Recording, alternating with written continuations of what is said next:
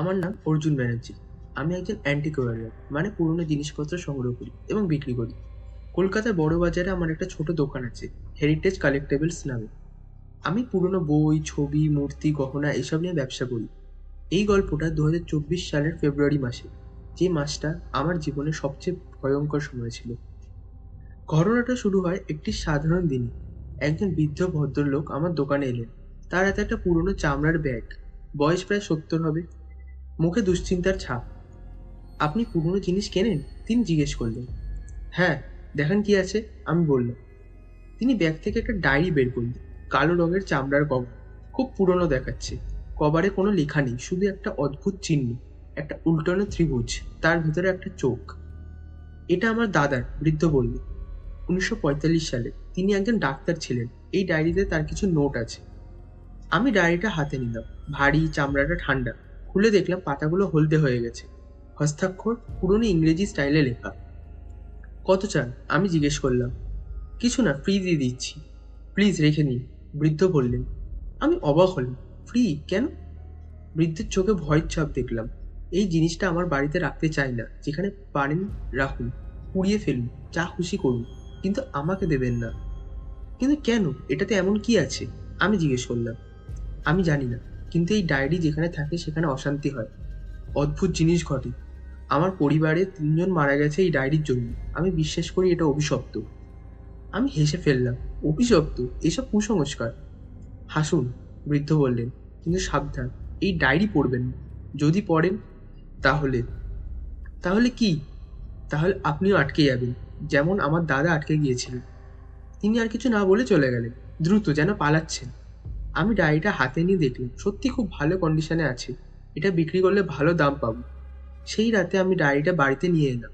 আমি একা থাকি বেহালায়, একটা ছোট ফ্ল্যাটে। রাতে খাওয়া দাওয়া করে বিছানায় শুয়ে ডায়েরিটা খুললাম। প্রথম পাতায় লেখা, this diary belongs to doctor Arindam Chatterjee, January 1945। If you are reading this, may God help you. আমি পরের পাতা উল্টালাম। জানুয়ারি 15, 1945। I have made a terrible mistake. The ritual I performed last night has opened something that should have remained closed. I can feel its presence in my house. It watches me. It waits. অর্থ হলো, তিনি এক খুব ভয়ানক কোনো ভুল করেছিলেন। তিনি একটি রিচুয়াল পারফর্ম করেছিলেন শেষ রাতে, যেটা কিছু একটা খুলে দিয়েছে, যেটা বন্ধ থাকার প্রয়োজন ছিল। সে তার ঘরে সেই জিনিসটাকে অনুভব করতে পারছে, সেটা তাকে দেখছে, কিন্তু অপেক্ষা করছে। আমার একটা কৌতূহল হলো, কি রিচুয়াল, কি খুলেছিলেন? আমি আরও পড়তে লাগলাম। জানুয়ারি 20, 1940। It speaks to me now. In my dreams. It tells me things, secrets, the future, the past, things no human should know. My wife says I am changing. She's afraid of me. But I can't stop. The knowledge is intoxicating. মানে, সেটা তার সাথে এখন কথা বলছে, তার স্বপ্নে। সে তাকে কিছু জিনিস বলছে, কিছু গুপ্ত জিনিস, যেমন ভবিষ্যৎ, অতীত, যেটা কোনো সাধারণ মানুষের পক্ষে জানা সম্ভব নয়। তার ওয়াইফ বলছে সে নাকি বদলে যাচ্ছে, তাকে সে ভয় পাচ্ছে। January 25, 1945. I tried to reverse the ritual. I failed. It's stronger now. It has taken root in this house. My children won't come near my study. They say they see shadows, hear whispers. My wife wants to leave. I told her no, we can't leave. It won't let us. অর্থাৎ সে রিচুয়ালটাকে বন্ধ করার চেষ্টা করেছিল, কিন্তু সে করতে পারেনি। সেটা এখন আরও শক্তিশালী হয়ে উঠেছে। সেটা তার বাড়ির মধ্যে থেকে গেছে। তার বাচ্চারা তার কাছে আসে না। তারা বলে যে তারা নাকি ছায়া দেখতে পায়, তারা কিছু শুনতে পায়। তার বউ বাড়ি ছেড়ে চলে যাওয়ার কথা বলেছিল, কিন্তু সে বলেছিল সেটা হতে পারে না, কারণ সেটা তাকে যেতে দেবে না। February 3, 1945. My son is dead, fell from the terrace, but I know the truth. It pushed him. It is growing stronger. It feeds on fear, on death. I must find a way to stop it, but I am so tired, so very tired. এর অর্থ হলো, তার বাচ্চা মারা গেছে। সে নাকি ছাদ থেকে পড়ে মারা গেছে, কিন্তু সে সত্যটা জানে। কেউ তাকে ধাক্কা দিয়েছে। সেটা তার বাড়িতে আরও গড়ে উঠেছে। সেটা তার ভয়কে খাচ্ছে এবং মৃত্যু করছে। তাকে কোনোভাবে এটা বন্ধ করার কিছু উপায় খুঁজে বার করতে হবে, কিন্তু সে আর পারছে না। February 10, 1945. This will be last my entry. I know what I must do. I'll trap it in these pages, bind it with blood and ink. If anyone read this diary, it will be free again. Forgive me, whoever you are, but I have no choice. Doctor Arindam Chatterjee. মানে তার কাছে আর কোনো উপায় ছিল না, সে সেই জিনিসটাকে সেই ডায়েরির ভেতরে আটকে রেখেছিল। এবার থেকে সেই ডায়েরিটাকে যে পড়বে, সে আবার সেই আত্মাটাকে স্বাধীন করে ফেলবে। তার কিছু করার নেই, পারলে তাকে ক্ষমা করে দিও। তারপর আর কোনো এন্ট্রি নেই, বাকি পাতা খালি। আমি ডায়েরি বন্ধ করে রাখলাম। একটু অস্বস্তি হচ্ছিল, কিন্তু ভাবলাম হয়তো ডাক্তার সাহেব পাগল হয়ে গিয়েছিলেন, তাই এসব লিখেছে। আমি লাইট নিভে ঘুমাতে গেলাম, কিন্তু সেই রাতে আমার ঘুম হলো না। রাত প্রায় 2টো। আমি হঠাৎ একটা শব্দে জেগে উঠলাম, যেন কেউ আমার ঘরে হাঁটছে। আমি উঠে বসলাম, চারিদিকে অন্ধকার। কেউ আছো? আমি ডাকলাম। কোনো উত্তর নেই। আমি ফোনে টর্চ জ্বাললাম, চারিদিকে আলো ফেললাম। কেউ নেই, কিন্তু আমার স্টাডি টেবিলে যেখানে ডায়েরি রেখেছিলাম সেটা খোলা পড়ে আছে। আমি নিশ্চিত ছিলাম ডায়েরিটা বন্ধ করে রেখেছিলাম। আমি টেবিলে গেলাম, ডায়েরিটা তুলে নিলাম। পাতা খোলা আছে একদম শেষে, যেখানে সব পাতা খালি। কিন্তু এখন আর খালি নেই, নতুন লেখা আছে, তাজা কালি দিয়ে লেখা। You have freed me, thank you. আমার হাত থেকে ডায়েরি পড়ে গেল। এটা কিভাবে সম্ভব? আমি ছাড়া এখানে আর কেউ নেই। হঠাৎ ঘরের তাপমাত্রা কমে গেল, আমার শ্বাস দেখা যাচ্ছে বাতাসে। তারপর দেখলাম আমার সামনে অন্ধকারে একটা আকৃতি তৈরি হচ্ছে, কালো ধোঁয়ার মতো, কিন্তু ধোঁয়া না, কিছু একটা জীবন্ত। সেই আকৃতি একটা মানুষের রূপ নিল, কিন্তু মানুষ না, তার মুখ নেই, শুধু একটা কালো শূন্যতা। আমি চিৎকার করে পিছিয়ে গেলাম। সেই জিনিসটা আমার দিকে এগিয়ে এলো, একটা গলা শুনলাম, গভীর, অমানবিক। You read the diary, you set me free, now you are mine. আমি তোমার না, যাও, তুমি চলে যাও, আমি চিৎকার করলাম। সেটা হাসলো, ভয়ঙ্কর হাসি। I can not live, not until I have what I came for. তুমি কি চাও? Your soul, your life, your everything. তারপর সেটা আমার দিকে ঝাঁপিয়ে পড়লো। আমি দৌড়ে বেডরুম থেকে বেরিয়ে গেলাম, ড্রয়িং রুমে এসে দরজার দিকে দৌড়ে দিলাম, কিন্তু দরজা খুললো না, তালা লাগলো। কিন্তু আমি তালা দিইনি। পিছনে সেই জিনিসটা আসছে, আমি অনুভব করতে পারছি। আমি বাথরুমে ঢুকে দরজা বন্ধ করলাম, ভেতর থেকে লক করলাম, কিন্তু জানি এটা আমাকে রক্ষা করতে পারবে না। দরজায় জোরে ধাক্কা লাগলো, 1বার, 2বার, 3বার। তারপর থেমে গেল, নিস্তব্ধতা। আমি দরজায় কান লাগালাম, কোনো শব্দ নেই, হয়তো চলে গেছে। আমি ধীরে ধীরে দরজা খুললাম, বাইরে কেউ নেই। আমি সাবধানে বেরিয়ে এলাম, ড্রয়িং রুমে এলাম। সব স্বাভাবিক, যেন কিছুই হয়নি।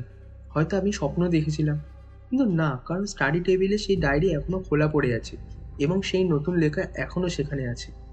আমি বুঝলাম এটা সত্যি। পরদিন সকালে আমি ঠিক করলাম ডায়েরিটা ফেরত দিয়ে আসবো সেই বৃদ্ধকে, কিন্তু আমার কাছে তার ঠিকানা নেই, ফোন নাম্বার নেই। তাহলে কি করব? আমি ইন্টারনেটে সার্চ করলাম, ডক্টর অরিন্দম চ্যাটার্জি, 1945, কলকাতা। কিছু রেজাল্ট এলো। একটা পুরনো নিউজ পেপার আর্টিকেল পেলাম, mysterious deaths in Chatterjee house, 1945। Article পড়লাম। Dr. Arindam Chatterjee, a respected physician of Kolkata, was found dead in his study on February 12, 1945. His wife and daughter were also found dead in the same house. Police suspect murder-suicide, though no clear evidence was found. Neighbors reported hearing strange noises from the house for weeks.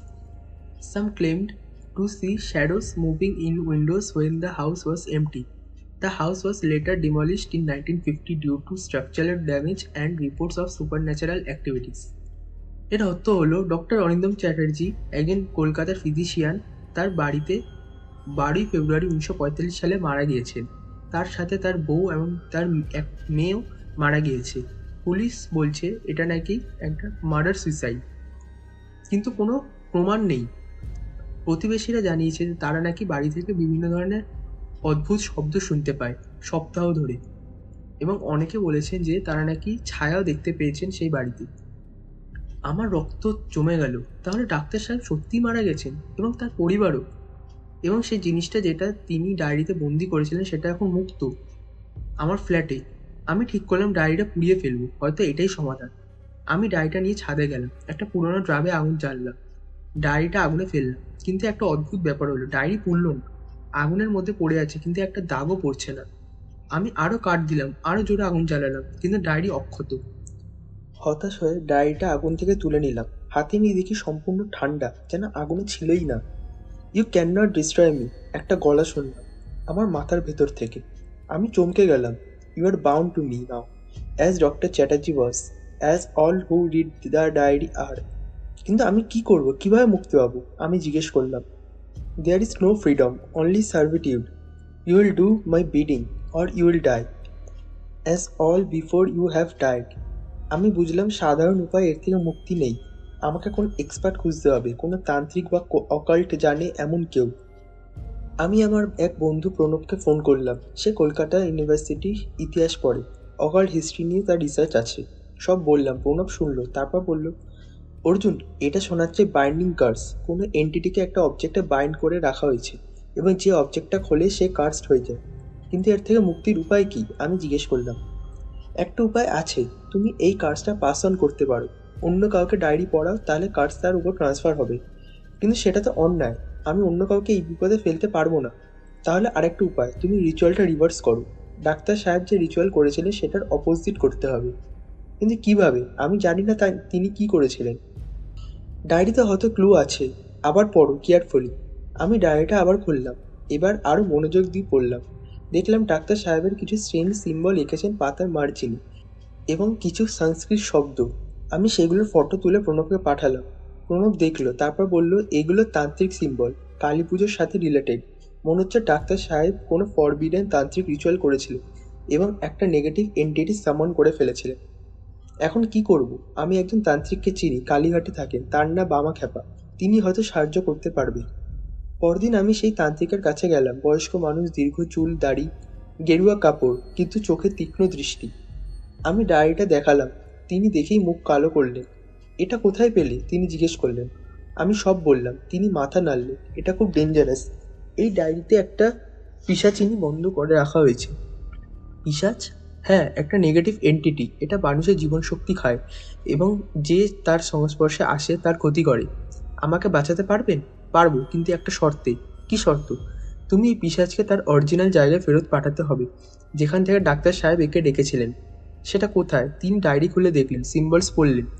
মনে হচ্ছে তারাপীঠ, যেখানে একটা ক্রেমেশন ground আছে। Doctor সাহেব সেখানে ritual করেছিলেন। আমাকে তারাপীঠ যেতে হবে? হ্যাঁ, এবং সেখানে তুমি একটা রিভার্স রিচুয়াল করবে। আমি তোমাকে শিখিয়ে দিচ্ছি। পরের দুদিন বামাখ্যাপা আমাকে রিচুয়াল শেখালেন, মন্ত্রা, সিম্বল, প্রসেস সব। তারপর আমি তারাপীঠের উদ্দেশ্যে রওনা দিলাম। তারাপীঠ পৌঁছাতে প্রায় 5 ঘন্টা লাগলো। সন্ধ্যা নেমে গেছে ততক্ষণ। আমি ক্রিমেশন গ্রাউন্ডে গেলাম। ভয়ঙ্কর জায়গা, চারিদিকে ছাই, হাড়, অন্ধকার। আমি বামাখ্যাপা যা শিখিয়েছিলেন সেটাকে সেভাবে একটা সার্কেল আঁকলাম। ডায়েরি রাখলাম ঠিক সেই সার্কেলটার মাঝখানে। তারপর মন্ত্র পড়া শুরু করলাম। প্রথমে কিছুই হলো না, কিন্তু 10 মিনিট পর হাওয়া বইতে শুরু করলো জোরে জোরে। আকাশে মেঘ জমলো, বিদ্যুৎ চমকালো। তারপর ডায়েরি থেকে কালো ধোঁয়া বেরিয়ে এলো। সেই পিশাচ। সে আমার দিকে তাকালো। You dare to banish me? হ্যাঁ, আমি চিৎকার করে বললাম, তুমি এই দুনিয়ার না, ফিরে যাও যেখান থেকে এসেছো। আমি আরো জোরে মন্ত্র পড়তে লাগলাম। পিশাচ চিৎকার করতে লাগলো, কান ফাটানো চিৎকার। তারপর মাটিতে একটা ফাটল তৈরি হলো, সেখান থেকে আগুন ও ধোঁয়া বেরোলো। পিশাচ সেই ফাটলের দিকে টেনে যেতে লাগলো। No, I will not go back, I will take you with me. সে আমাকে গ্র্যাব করার চেষ্টা করলো, কিন্তু আমার সার্কেল আমাকে প্রোটেক্ট করছিল। আমি শেষ মন্ত্র পড়লাম, সবচেয়ে পাওয়ারফুলটা। পিশাচ একটা শেষ চিৎকার করে ফাটলে পড়ে গেল। ফাটল বন্ধ হয়ে গেল। ডায়েরি আগুনে জ্বলে গেল, ছাই হয়ে গেল। আমি মাটিতে বসে পড়লাম, হাঁপাচ্ছি। শেষ হয়েছে, অবশেষে শেষ হয়েছে। আমি কলকাতা ফিরে এলাম পরের দিন। মামা খাপার কাছে গিয়ে ধন্যবাদ দিলাম, কিন্তু তিনি বললেন, সাবধানে দেখো। পিশাচ চলে গেছে, কিন্তু এরকম আরও অনেক কাস্ট অবজেক্ট আছে আগামীতে। সাবধান থেকো, কি স্পর্শ করবে তুমি। আমি মাথা নেড়ে সম্মতি দিলাম। সেই ঘটনার পর আমি আমার ব্যবসার নিয়ম বদলালাম এবং যে কোনো জিনিস কেনার আগে তার ইতিহাস জানি, কোত্থেকে এসেছে, কে ব্যবহার করেছে। এবং যদি কিছু একটা সন্দেহজনক মনে হয় তাহলে সেটা ছুঁইও না। কারণ কিছু জিনিস আছে যেগুলো শুধু অবজেক্ট না, সেগুলোর নিজস্ব কিছু ইতিহাস আছে, নিজস্ব শক্তি আছে এবং কখনো কখনো নিজস্ব অভিশাপ। আর যদি তুমি কোনোদিন একটা পুরোনো ডায়েরি পাও, বিশেষত যার কভারে অদ্ভুত চিহ্ন আঁকা, তাহলে খুলবে না, পড়বে না। শুধু দূরে সরে যাও। কারণ কিছু জ্ঞান পাওয়ার দাম খুব বেশি, আর কিছু দরজা একবার খুললে আর বন্ধ হয়ে যায় না। এই গল্প লেখার 3 মাস পর আমি খবরে দেখলাম সেই বৃদ্ধ ভদ্রলোক মারা গেছে হার্ট অ্যাটাকে। কিন্তু যখন তার বাড়িতে গেলাম কন্ডোলেন্স দিতে, তার নাতি আমাকে একটা কথা বলল। দাদু মারা যাওয়ার আগে রাতে স্বপ্ন দেখেছিলেন, বলেছিলেন একটা কালো ডায়েরির কথা। বলেছিলেন ওটা ফিরে এসেছে, আবার কেউ খুঁজে পেয়েছে।